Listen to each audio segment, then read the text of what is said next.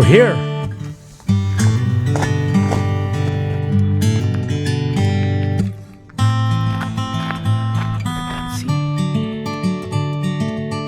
As you can see behind me, there's ample parking. This is, after all, a kind of a major attraction here. Doesn't really say where we are, does it? Parking. Oh, it's got to be where we are. Parking is probably where the waterfalls are. Let's have a look at the history of the place first. All right, I suppose this is the start.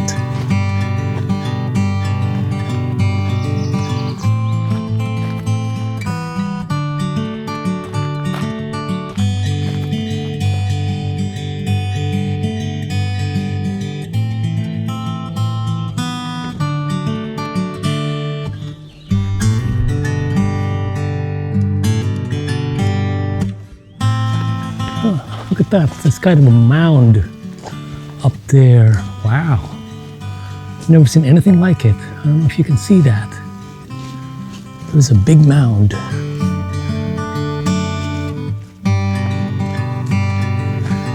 So, while most people would come here for the history of West Point Foundry, if you're not new to my channel, then you already know I'm here for the waterfall. But if we're going to learn a little bit of history along the way, then why not?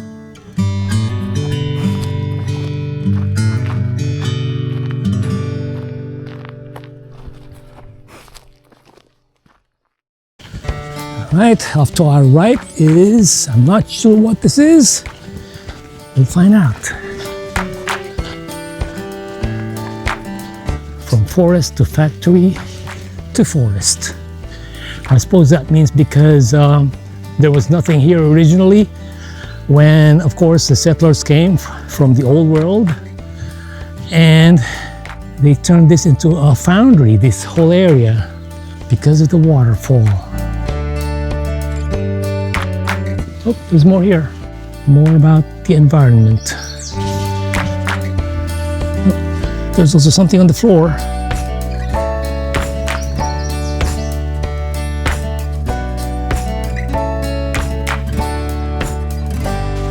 Says New York Times, 1865. If you go and have a look at the website, I'll put the link in the description. There's actually an audio guide that you can go to and listen to on your phone. You hit a certain spot like that one, for instance, it'll tell you all about it.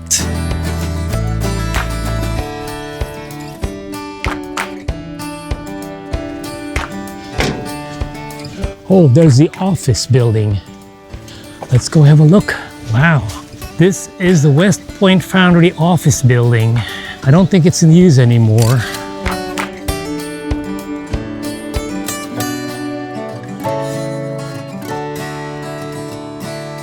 Established in the wake of the War of 1812 to manufacture ordnance, the West Point Foundry quickly evolved into one of America's leading producers of capital goods.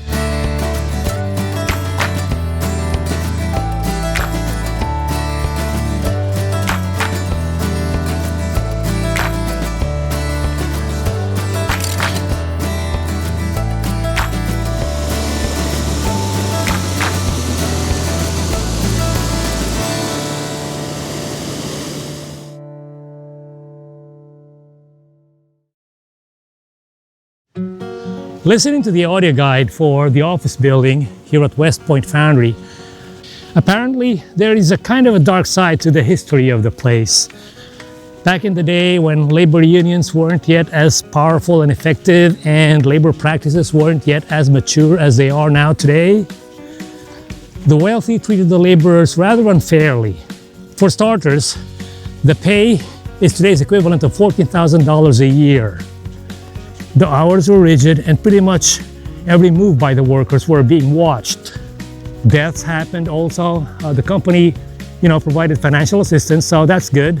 And the foundry also provided housing for the workers and their families to live here.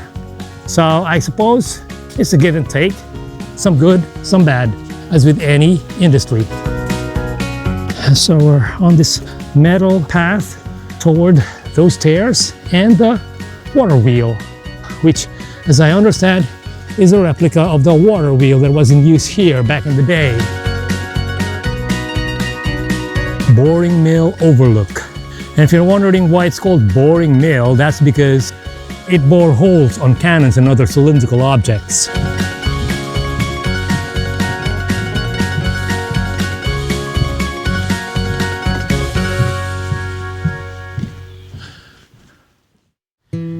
All right, I see stairs over there. I'm not sure where that leads to. It could lead to the housing for the workers, but let's come out where we came from. Gives you an idea what the machinery looks like or looked like back in the day. Gears, and this foundry also constructed gears like that. So it's a machine that builds parts for machines.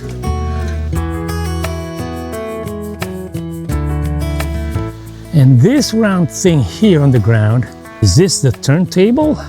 When this foundry was originally built, materials were shipped on the Hudson River, and there was a dock by the riverbank. Mules and other animals carried the goods into the land. Then they built rails. So instead of animals, they transported the goods by rail. And I believe this could be the turntable that turned those trains around. So I'm not sure where those stairs lead to. We'll go there later. I'm thinking maybe the housing for the workers. But for now, I would like to hug the creek because that is where I hear the water rushing.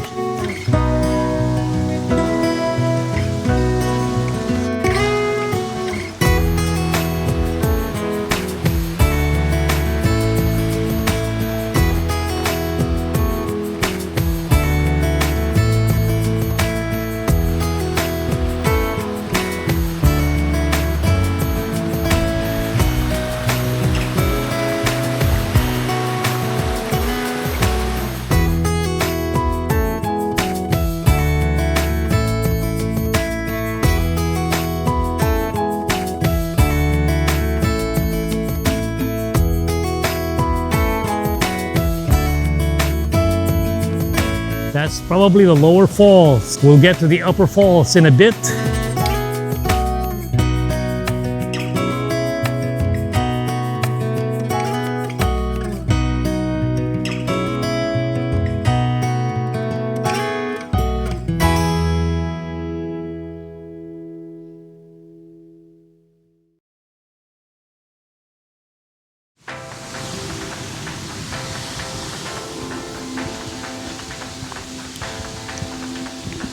I can see the arch of Route 9, and under that is the big waterfall.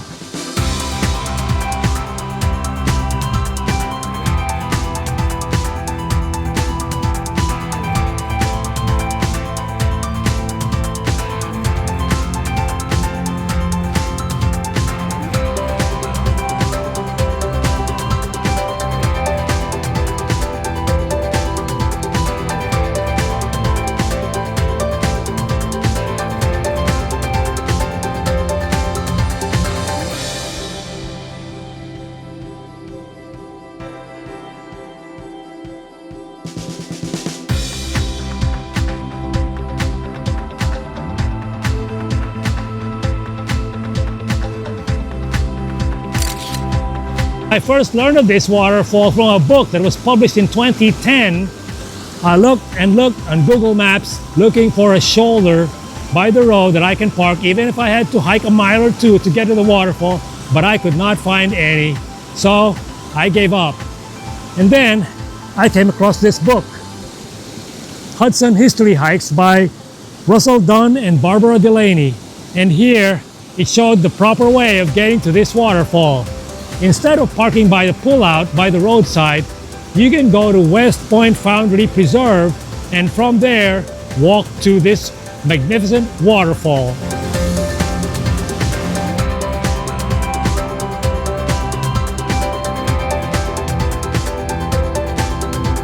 So there you go.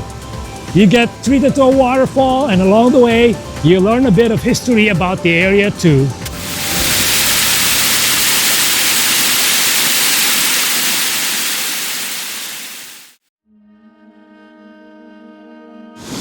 This waterfall right here gave the Union soldiers of the North a distinct advantage over the Confederate of the South during the Civil War because the cannons were built here.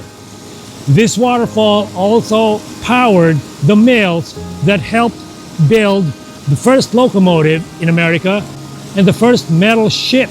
So this waterfall helped America rise to become an industrial superpower.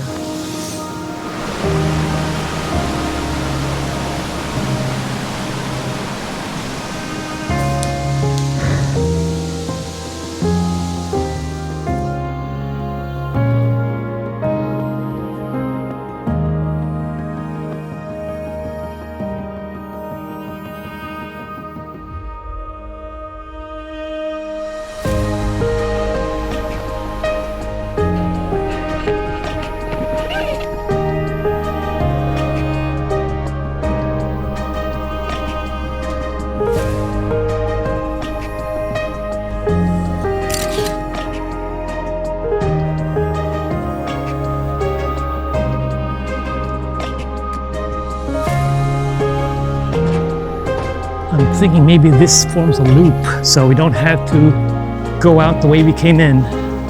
Let's see.